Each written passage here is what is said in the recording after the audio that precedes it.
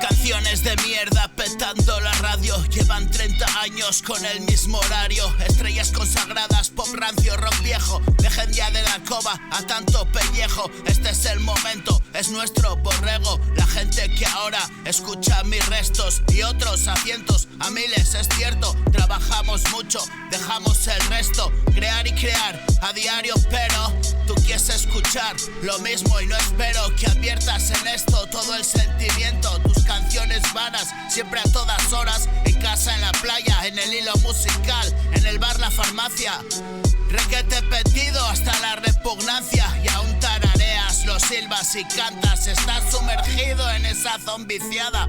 Pues sin darte cuenta el bucle te atrapa. Abrid ya las mentes cerradas, pechadas. Eterna la nana, bebés del sistema. Pinchar esa es suplicio y condena. Hay mil y un medas soplando verdades con todo el fundamento, no asquerosidades. Escuchas mi rap, a solas lo sabes, pues mi poesía de centro lo vale. Allí se quedaron 100 almas mortales que no consiguieron enfrentar sus males. Tantos penitentes, tantos en la calle. Amigo, nos unen las penalidades. Tus éxitos valen, mas no me los cuentes. Déjalo pa'l círculo es en que te mueves. Yo, Cafia la Mafia Productions, get the on the fucking house. Oh yeah, motherfucker. Canciones de mierda, petando la radio.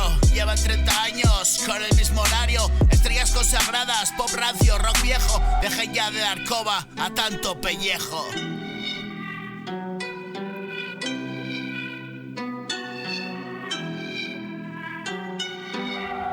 Este es el momento, es nuestro borrego. La gente de ahora escucha mis restos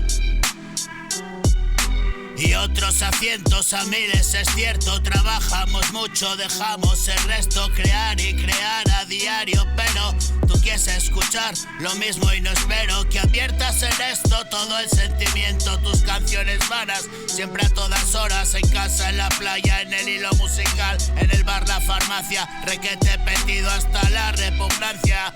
Y aún tarareas, lo silbas, lo cantas. Estás sumergido en esa zombiciada. Pues sin darte cuenta el bucle te atrapa. Abrid ya las mentes cerradas, pechadas. Eterna la nana, bebés del sistema. Pinchar esa hez, suplicio y condena. Hay mil y un mendas soplando verdades con todo el fundamento, no asquerosidades.